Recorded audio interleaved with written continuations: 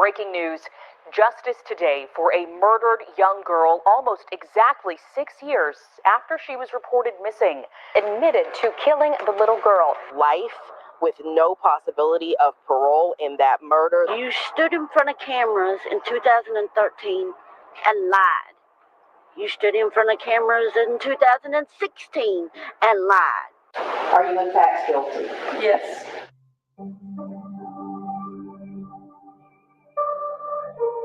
The 30th of July 2013, Rowan County, North Carolina in the United States of America. A young man and his uncle walked into a police station. Jamie Parsons was there to report his little sister Erica missing. But this was not a recent disappearance. Erica hadn't been seen in almost 2 years. He last saw her in November 2011. His uncle Scott was with him and said that he knew about where Erica was, but he hadn't seen her either. A young girl described as quiet and shy who was 13 years old when she was last seen, had been gone for that long and, up until now, had not been reported missing. On the 24th of February 1998, Carolyn Parsons gave birth to a baby girl named Erica. Not long after, Erica's aunt and uncle, Casey and Sandy Parsons, parents of other children including Jamie, would adopt her. When Jamie talked to the officers, he said he had asked his parents where she was and why she wasn't at the house on Miller Chapel Road. They explained that they had taken her to Asheville where her biological grandmother had lived, a woman called Irene Goodman, known as Nan. This story was bizarre, but as he continued to talk, a very disturbing picture was being painted. Jamie said that his parents had been both physically and mentally abusive towards Erica constantly. Not only that, but even after she had gone missing, Sandy and Casey had continued to receive checks on Erica's behalf, totaling around $600 a month, even though she was no longer at the property. The next thing for the officers to do was to speak to Sandy and Casey Parsons.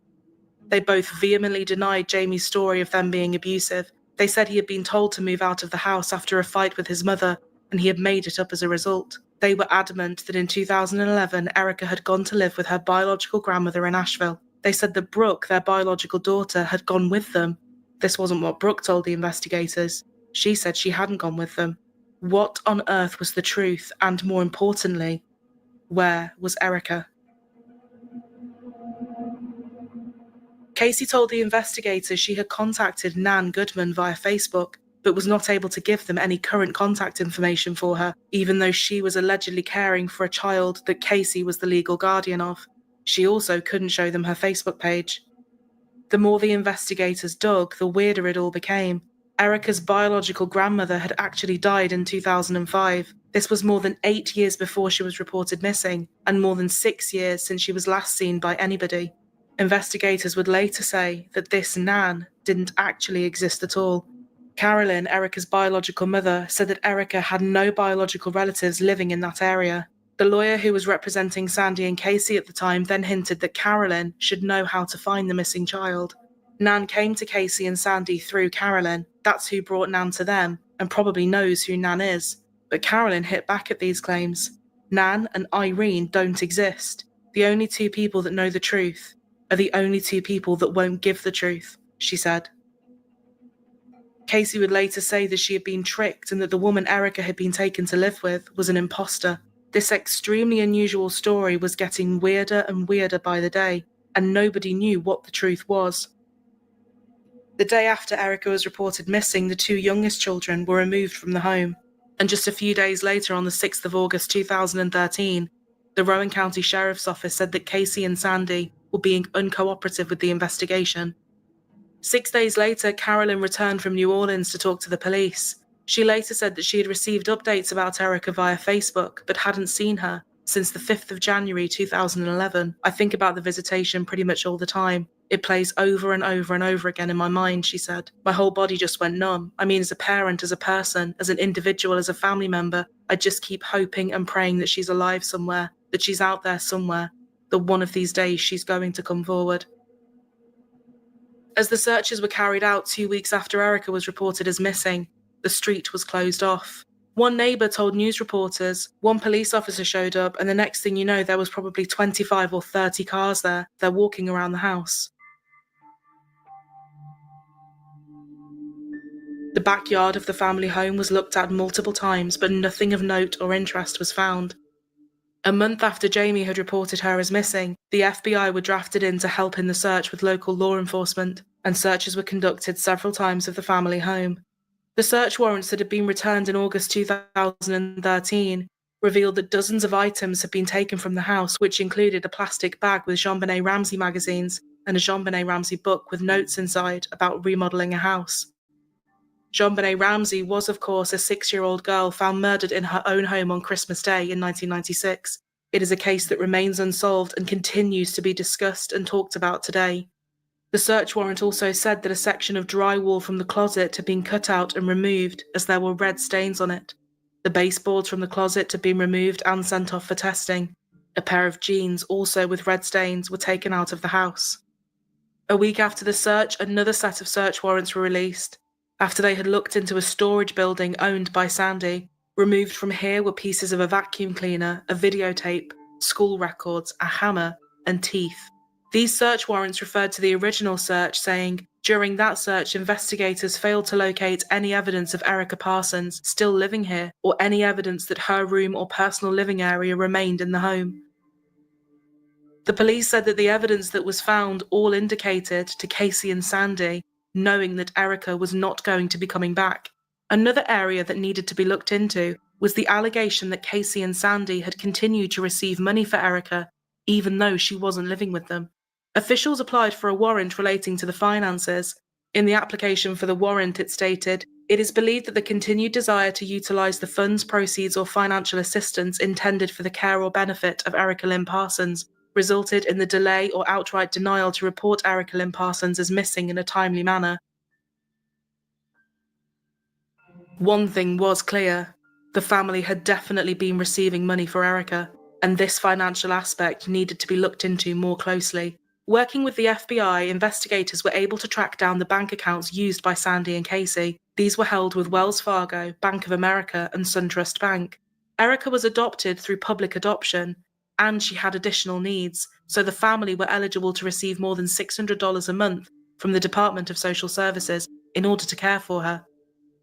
The lawyer for the couple said they could continue to receive the payments as they were Erica's legal guardians and caregivers, but why hadn't they alerted the police?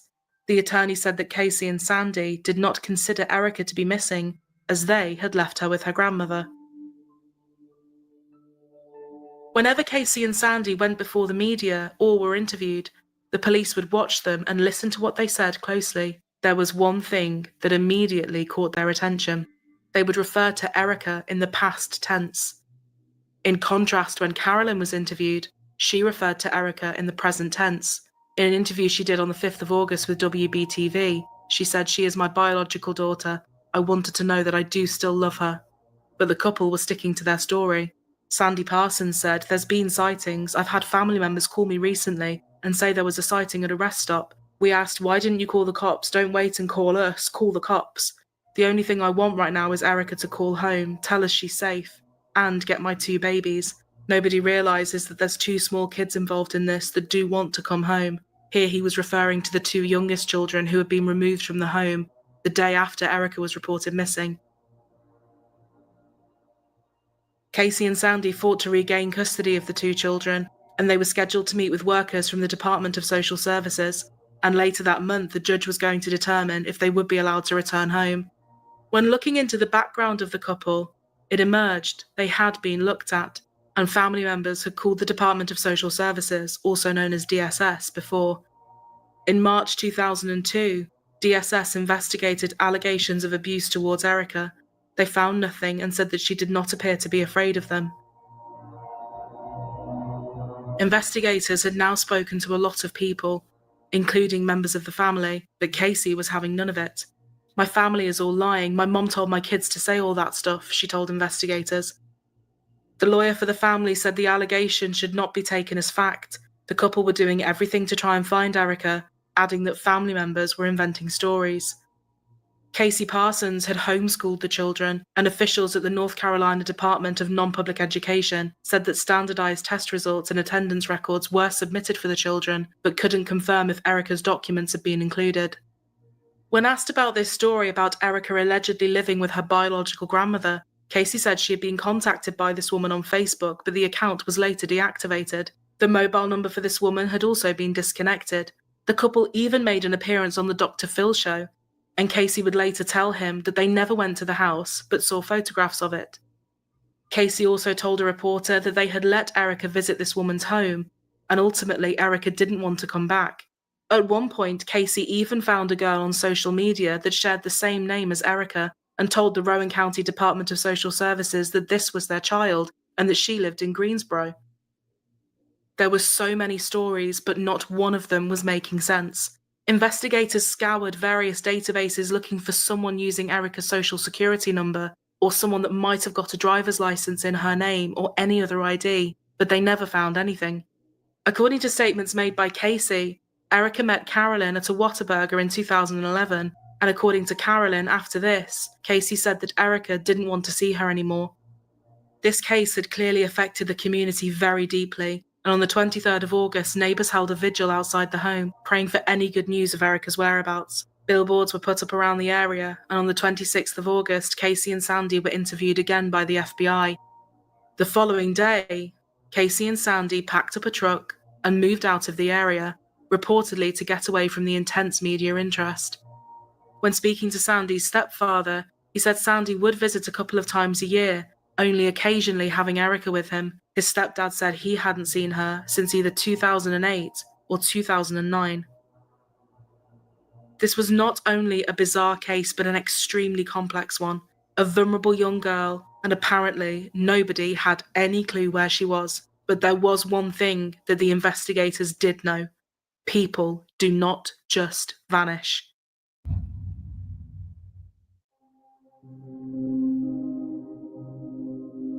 Carolyn held many vigils for Erica, saying, "I figure the more places we have vigils, the more we can get Erica's name, story, and face out there."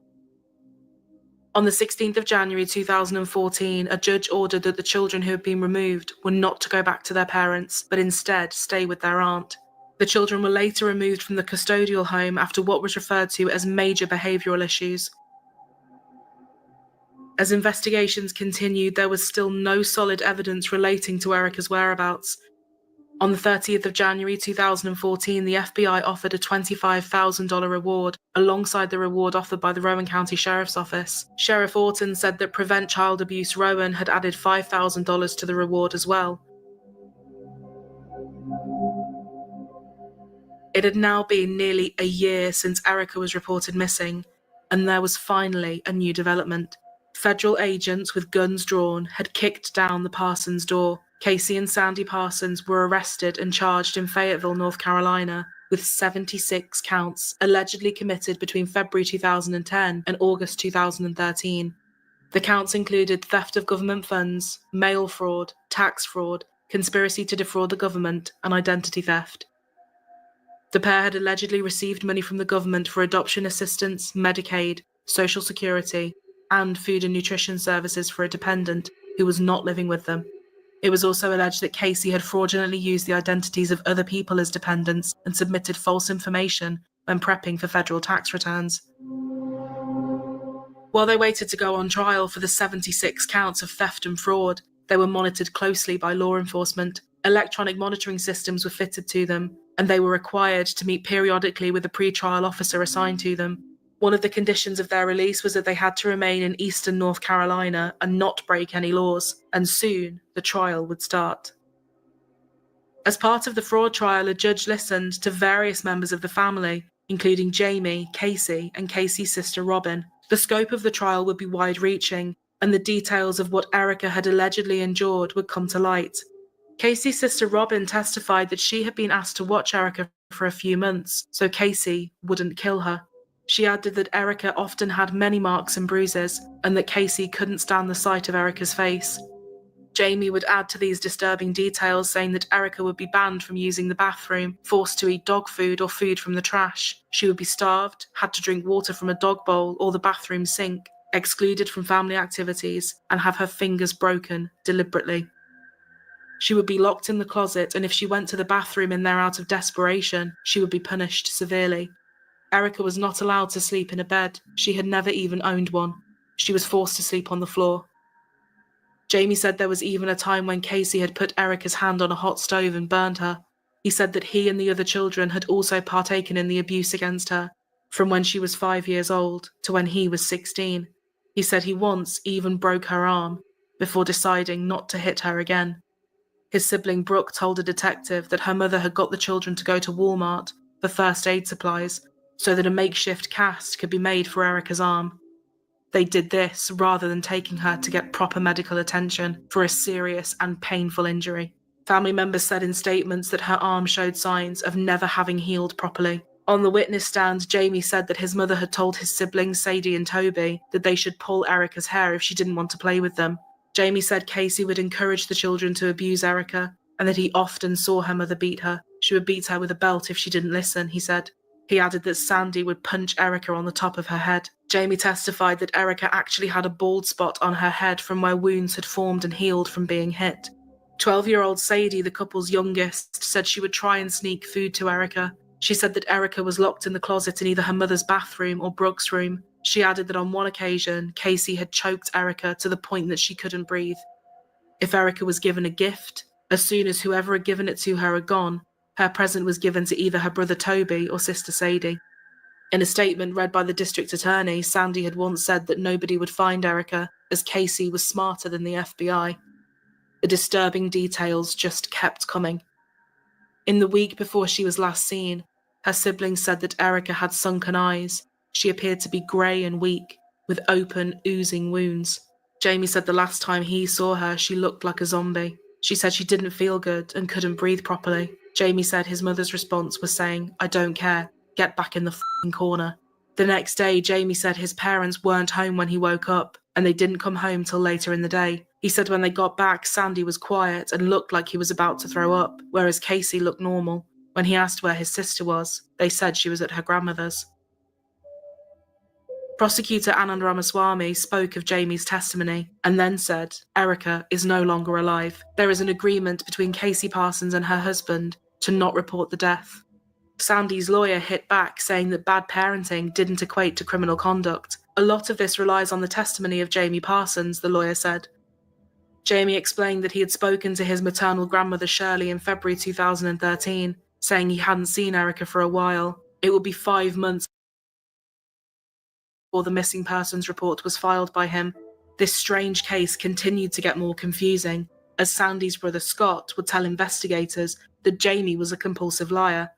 Shirley, Casey's mother, said the last time she saw Erica was around the holidays in 2011. She said that when Erica was 6 years old, she had seen bruises on her bottom and a black eye.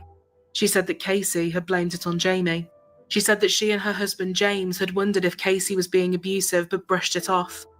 In a statement, she said she had once seen Erica be choked by Casey. James then grabbed her arm and, quote, fussed at their daughter before they became upset and soon left. She also noted that Erica's hands showed signs of injuries, backing what Jamie had said about his mother bending Erica's fingers back to stop her from getting out of line. Robin also observed Erica's crooked fingers and suspected that they may have been broken. Casey said that it was arthritis. Robin testified that Casey had beaten Erica often and forced her to stand in a corner, and pictures were shown as evidence of this, documenting her standing in the corner on 5 separate occasions. This heartbreaking picture continued to get worse. When Erica was younger, she had called Casey and Sandy mom and dad, but Casey told her she didn't like it and to never call her mom again. Erica was told to call them Casey and Sandy. Janet, Sandy's stepmother, spoke about a time when the family went on a beach vacation. Erica was left behind. She said that Erica had been told not to tell anybody she was there and that she had to hide. William, Janet's husband and Sandy's father, found Erica at home by herself. I always thought Erica was not treated as kindly as the others, Janet said. Although this trial was not about Erica's disappearance, it was about the fraud charges. All of this evidence was painting a dark and damning picture, and yet more witnesses would come forward to testify about this. In 2000, a woman called Amy Miller and her husband had hired Casey to act as a surrogate for her. Having met her through a surrogacy website, she just seemed like the perfect person to carry our baby. She just seemed very wholesome, very down to earth, very religious. The fact that she adopted Erica to keep her in the family, I thought that was a real, that was admirable, is what I thought. She added that Casey often spoke of Erica. They agreed to pay Casey $10,000 in monthly installments, payments that Casey said should be donated to her church as a charitable contribution. But Casey also said that she needed a washer and a dryer, so the first payment and subsequent ones went to her. Casey later told Amy that the baby she had been carrying had died. She changed her phone number, she changed her email. She told me I needed to get a life, I had no business having a child. Casey hadn't lost the baby. The baby was born safe and well. The Parsons tried to sell the baby to Robin for $10,000, saying that the Millers no longer wanted the baby. Robin went online and found Amy, who subsequently got law enforcement involved and was able to get their child back. She went from a loving, kind woman to a terrible, vicious person, Amy said. I just know how manipulating they are. I know what they put my family through, which was just pure hell.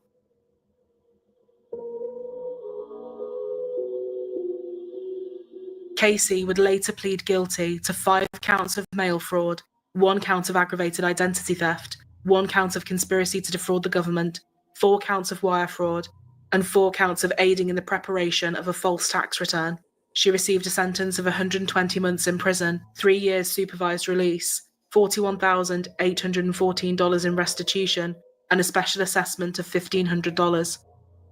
Sandy was later found guilty of 20 counts of theft of government funds, 20 counts of mail fraud, 1 count of aggravated ID theft, 1 count of false statement given to a government agency, and 1 count of conspiracy to defraud the government. The jury had deliberated for less than 5 hours to find him guilty of 43 counts. He was sentenced to 96 months in prison, 3 years supervised release, $14,062 in restitution, and a special assessment of $4,300. Given everything that had come out during the trial, especially about what Erica had been through, the judge made it clear in the sentencing remarks that the evidence to suggest that Erica was no longer alive was overwhelming. You and your husband did something horrible, horrible with her. I have sentenced close to 1,000 people. I can't think of a case that has troubled me more. You embraced a plan to get rid of her. You covered up your evil act. You are morally bankrupt, the judge told Casey. He also said that he would accept almost all of the statements and testimony about the abuse Erica had suffered, saying that what family members had said was credible. He also said he found what witnesses from the government institutions had said was also credible and honest, and that the nature of the offences is sinister. He said that the story Erica was with this mystery Nan was a poorly concocted, deliberate falsehood. He said that Erica was a defenceless little girl who only wanted to be loved. I have sentenced thousands of people over the years, he told the couple, but no case I've ever had is as disturbing as this one. After being sentenced for the fraud charges, Casey's sister Robin told WBTV, I wish she would have got more, but I think it's more than I thought she would get, so I'm happy. In a way, I feel this is justice for Erica if they're not going to be charged with murder, which I think they should. I feel it's justice for Erica in a way. I mean, not complete justice. I think she deserves more. 10 years for one, 12 years for the other. Even though he says he has no reasons to believe my child to be alive, I will go ahead. As hard as this is for me to say, I have not made any inclinations one way or the other since this report came out. My heart, my gut, and my soul tell me my child is no longer alive. But I want media, everybody who supports, loves, and prays for Erica and myself to understand that does not mean I give up. That does not mean I quit searching. That does not mean that I want anybody to give up until there is a body, until the DNA or whatever for sure comes from the FBI that she is passed away. Don't give up looking. Don't give up praying. Don't give up hope.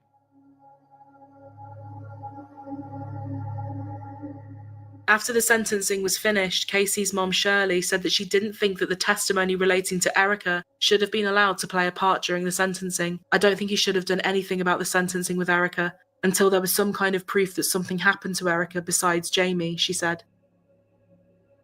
Jamie would later recant his allegations of abuse, saying that whilst he was worried about his sister, he hadn't actually witnessed anything happening to Erica. This was another strange turn in an even stranger case. Sandy would later appeal to get his sentence reduced, but the US Supreme Court denied it, and Casey also filed an appeal against her sentence, which the Fourth Circuit dismissed. Those searching for Erica were not going to give up. 2 local residents, Shannon Moss and Wanda Rogers, contacted Canine Specialities, run by a man in Illinois who used dogs to search for the missing. We don't want people to forget she's still missing. She's not been found. We've got to find her. Whatever we got to do, we've got to come together in Rowan County and find her, Wanda said. I didn't know her, but I do now, so it's personal. She's got to be found. She's a human being. If something really bad happened to her, she's been thrown away like a piece of trash. And she's not a piece of trash. She's a little girl. She deserves to be found, and I'm not giving up. Robert T. Larson headed to Rowan County and organised various searches with his dogs. These people have come together and put every ounce of energy they have into this weekend to try and find Erica. If I was going to work with anybody, it would be these people, he said. The searches were not part of the law enforcement efforts, but they were notified that the searches would be carried out. Sadly, nothing would be found. We don't just look for a dead Erica, we look for an alive Erica too. We are not giving up. We check everything we can, Wanda emphasised. The Rowan County Sheriff's Office got in touch with the National Centre for Missing and Exploited Children and requested an age-progressed image of Erica, which was soon released, hoping it would spark a memory in someone who may have seen her recently, if by the slimmest of chances she was still alive.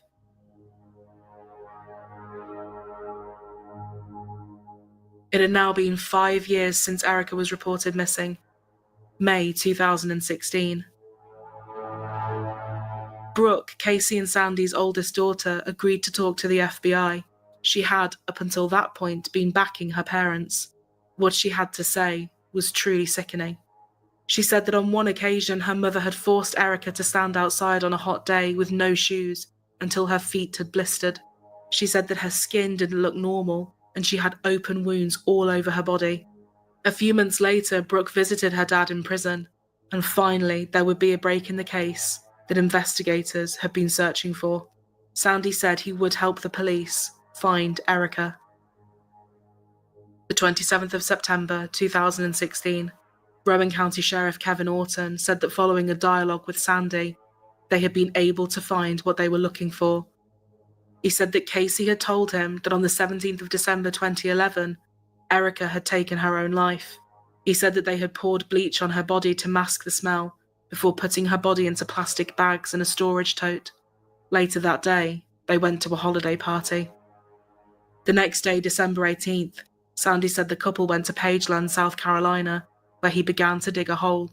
They took her remains out of the storage container, Casey removed her clothes, and little Erica was buried in a shallow grave. He said they discarded the tote and her clothes. He said that his wife had told him to let her handle the Nan story.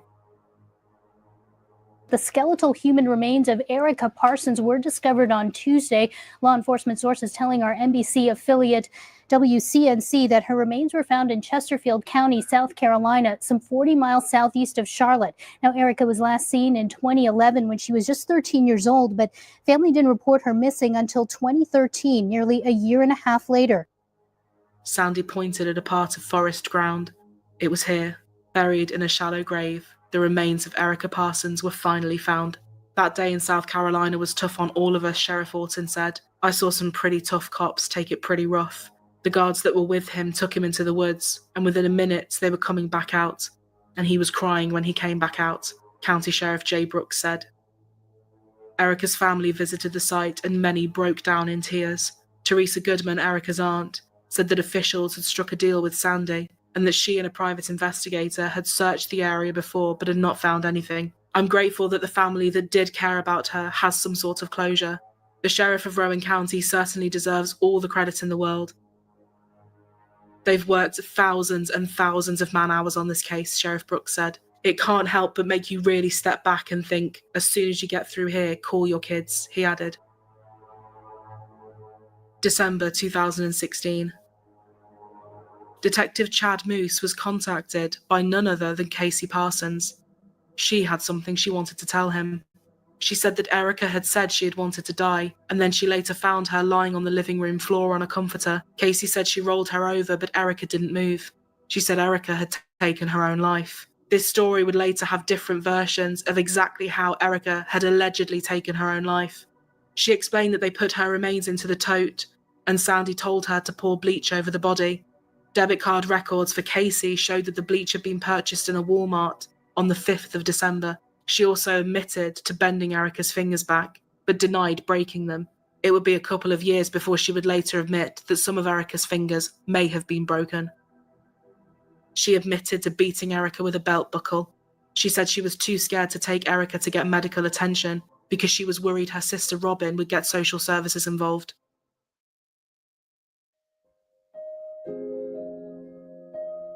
The 25th of February 2017. At the First Baptist Church, family, strangers and police arrived for Erica's funeral service. The day before would have been her birthday. Nearly a year after her remains were released, the findings of the autopsy were made public. Sheriff Orton had previously said that they were going to wait for the results of the autopsy before charges were filed, and when the results came back, they painted a grim and devastating picture. The autopsy said that she had died as a result of homicidal violence of undetermined means.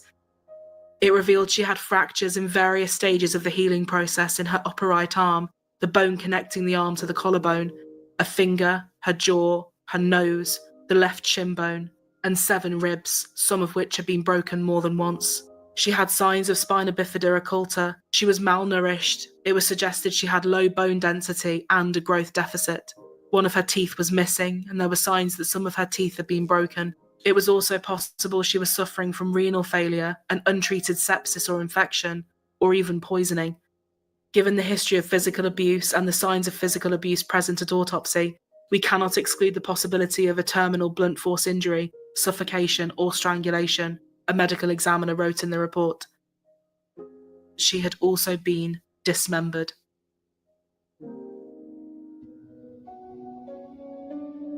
Whilst Carolyn said that she was thankful Erica had finally been found after Sandy had revealed where she was, it didn't mean that he bore no guilt or that he was absolved. He stood behind her and supported every lie that came out of her mouth, Carolyn said.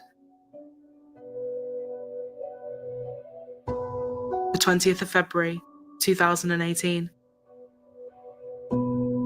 We've learned her adoptive parents, Sandy and Casey Parsons, will be charged with first-degree murder. The Parsons have always denied they had anything to do with the disappearance of the little girl. Sheriff Kevin Otten, who announced the indictments here today, said there were times during the investigation he thought this day would never come. But he did, because he said investigators never gave up. We just did not want to leave a little girl out there. We wanted to bring her home. Now the Parsons will be brought back to Salisbury to face charges in her death. There are people that think the Parsons should have already been hung on the square. And, they'll have their day in court, and we'll let the jury decide their fate. Both Sandy and Casey Parsons were charged with first-degree murder, felony child abuse inflicting serious injury, felony concealment of death, and felony obstruction of justice. According to the indictment, Casey and Sandy did knowingly and willfully dismember and destroy human remains of Erica Lynn Parsons by any means, including removing body parts, and otherwise obliterating any portion thereof. As Sheriff Orton said, it weighed on everybody. I've been here 30 years, and some of my investigators have been here a long time, and we felt like if we did not find her and get these folks charged eventually, then we were failures in our whole career. This case has weighed on us pretty heavy. We're very proud to be where we are today, Sheriff Orton said. It's a difficult case. At times we had a lot of hope we'd find Erica, then we'd have hope we'd find her remains, and now we're just ready to move on with the prosecution. It's been a long time coming. We wanted to make sure the I's were dotted and the T's were crossed, he added. He said he was pleased that the charges were in time for what would have been Erica's 20th birthday. All right, well, in other news this afternoon, the adoptive parents of a North Carolina teen found dead years after being reported missing, well, they will have separate trials. Sandy and Casey Parsons face multiple charges, including first-degree murder. Their 13-year-old daughter, Erica, was last seen in 2011, but she was not reported missing for another 2 years. Sandy Parsons led authorities to that girl's body in South Carolina in 2016. Casey Parsons is set to stand trial in April of 2020. A trial date for his wife has not yet been set. Today should have been Erica Lynn Parsons' 21st birthday. Instead, her biological family gathered at her gravesite in China Grove. Erica Parsons, allegedly murdered by her adopted parents back in 2011. Now they both sit in jail waiting for their trials. A lot has happened in the past year in this case, and the family says that makes today a little different than years past. Happy birthday to you. It's a milestone for almost everyone, your 21st birthday. But for little Erica Parsons, she'll never get to experience that. I should be getting off work, going home, getting dressed, taking my sister out for her very first drink. Sunday afternoon, family and friends gathered here to place flowers and gifts. I cried all the way up here. For Erica's biological mother, Carolyn, she says this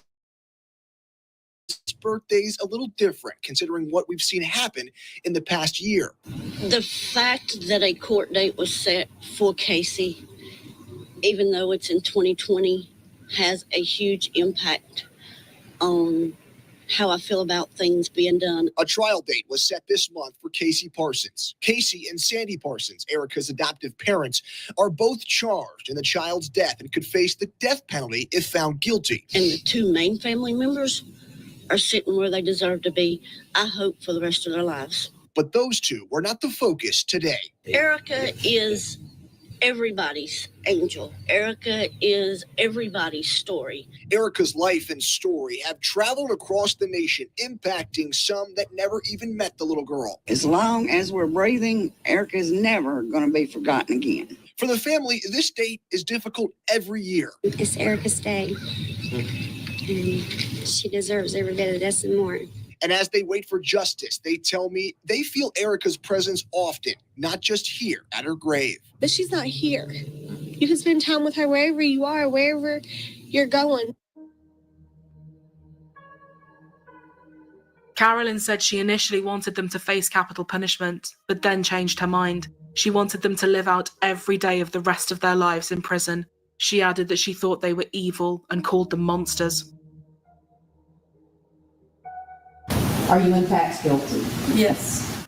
Casey Parsons, the adopted mother of Erica Parsons, admitted to killing the little girl. She'll now spend the rest of her life behind bars. Casey Parsons pleaded guilty to charges of first-degree murder and felony child abuse. Yes, so much emotion inside of that courtroom today as Casey Parsons admitted that she is guilty of abusing and then murdering her adopted daughter, Erica Parsons. Now, of course, this admission is shocking since Erica Parsons was reported missing in 2012. Casey and her husband, Sandy, have denied having anything to do with that disappearance. At this point, it appears that Sandy Parsons will still have to stand trial for the charges against him. We're going to get much more information from the district attorney inside right now, and we'll bring you the latest later. Back to you. On the 2nd of August 2019, Casey Parsons entered a plea of guilty to child abuse and murder. She was sentenced to life in prison with no possibility of parole. I can't tell you why. I don't know why I did the stuff I did. I'm very sorry. After years of denial, Casey Parsons openly admitted she abused, then murdered her adopted daughter, Erica Parsons. I didn't have a steady home. I didn't have a steady job. Had I known then what I know now, I would have risked it. I would have took her different places every night. Today, prosecutors shared testimony from Erica's sibling, who said Erica was choked, beaten, and neglected by Casey and Sandy. Erica always smelled bad, but his mom didn't let her take a bath. Erica had a lot of cuts and bruises and black eyes from mom hitting her. Casey offered an apology before the judge sentenced her to life in prison with no parole on that murder charge. And I want to say I'm sorry to God and to Erica. She also admitted that many family members reached out to her trying to help her with Erica, but she says she pushed them away and eventually murdered that little girl that she was supposed to protect. She said family members tried to step in and protect Erica. My parents and my sister reached out to me numerous times to help me. Numerous. I pushed them back. I would lie constantly to them. She also received consecutive sentences for charges of felony concealment of death, felony child abuse inflicting serious bodily harm, and felony obstruction of justice. These sentences were a combined total of 23 years. My name is Carolyn Parsons. I am Erica Lynn Parsons' biological mother. I've said all along that Casey deserved life in prison versus the death sentence. I still 100% agree with that, because their life in prison living, her life in prison living, will be worse than any death sentence she could ever get. I know as far as having her other children participate, I just cannot seem to understand how. I don't know why. But she did the one thing I wanted her to do. She at least said something. I don't know that I believe that she is sorry. I don't know that I believe that I didn't mean to. Some of it I had heard. Some of it I hadn't heard. I still completely believe that Casey Stone Parsons has no heart. She has no soul. She is a body that is just there. She is an individual who just functions. The only thing Casey gets is what Erica doesn't. She gets to live. But in return for living, she will probably be in solitary confinement. And every time she gets out, she gets to listen to people talk about her, listen to people whisper about her. She gets to wonder, am I going to make it back to my cell tonight? But when that judge made that last statement was, and you cannot be around children. Yee-haw! Casey loses her rights to watch her grandkids grow up. What an incredible final end for her. 4 months after Casey entered her plea, Sandy would also plead guilty to obstruction of justice, child abuse, concealment of death, and second-degree murder. For his role in Erica's death, Sandy was sentenced to a minimum of 33 years in prison. He will be 82 years old by the time he is first eligible for parole. Sandy Parsons appeared in court this morning, pleading guilty to murder and other felony charges. People might forgive me. I know God has. But I'll never forgive myself. I turned a blind eye. Things Erica's going through. And I failed her as a dad. Attorneys argued Sandy was manipulated and controlled by his wife, Casey. They said it was Casey who committed most of the abuse against Erica, locking her in a closet, starving and severely beating the girl.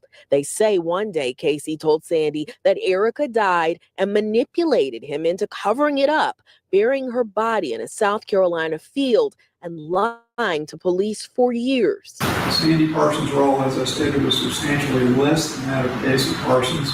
There is literally no evidence that Sandy Parsons personally intended to kill or seriously injure Erica Parsons. They asked the judge for leniency in sentencing. Rather than the near 80 years he could have received, the judge sentenced him to a maximum of 43 years. Erica's biological mother was in court today as well, getting to tell Sandy what she thought of him.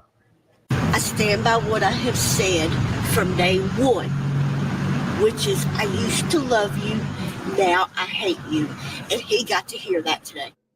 Sandy's lawyer read letters from the youngest children where they talked about how much they loved their father and missed him, adding that he never abused them. Psychologist Dr. Claudia Coleman evaluated Sandy twice, and she also testified at the hearing. She said he was passive and had trouble making decisions by himself, adding that Casey had been the dominant one in the relationship and that she had threatened to remove the children from him if he didn't do as she told him. She said that in her opinion, Sandy hadn't wanted Erica to die and had expressed remorse. Sandy had told Dr. Coleman he wasn't aware of the extent of the abuse that Erica was suffering, but the district attorney said he was able to see the extent of the abuse and had exacted some of it.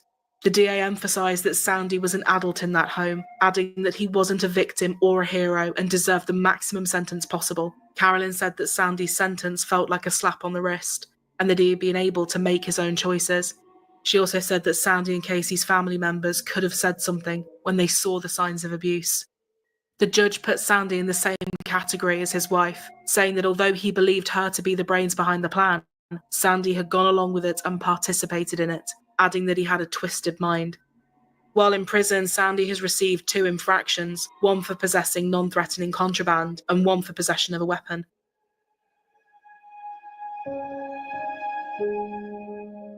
Finally, after the involvement of so many law enforcement officers across various agencies, thousands upon thousands of man-hours, extensive searches, hundreds of witness interviews, the case of Erica Parsons was finally closed. The dedication and the commitment shown by those investigating was absolutely incredible. It was never about the Rowan County Sheriff's Office, the District Attorney's Office, the US Attorney's Office, the FBI, the SBI, no individual except Erica, Sheriff Orton said. Those involved knew that as frustrating as it was, they needed to take their time and build their case brick by brick so that it had the most solid of foundations. The easy thing to do would have been to cave into public pressure to immediately charge someone, which would have been irresponsible, said District Attorney Cook. We must have the courage to be a voice for the voiceless. The monsters who abuse and mistreat children are amongst the worst in society. There are few things more cruel than having the love and trust of a child and making that child feel unwanted, unloved, and unsafe. Knowing how much Erica suffered in such a short life, not even knowing the warmth of having her own bed, and knowing that this happened at the hands of those who were charged with protecting and looking after her, is just too sad to think about. Perhaps the only positive thing to come from this is that those monsters responsible in this case are exactly where they belong. I gave up Erica for what I thought would be a better life. I didn't have a steady home. I didn't have a steady job, said Carolyn. She referred to Erica as a gift that millions of people would love to receive. I just want to know why, and I never will. To hear those charges and look them in the face, and to know that I trusted them to raise my child better than I thought I could, that hurts.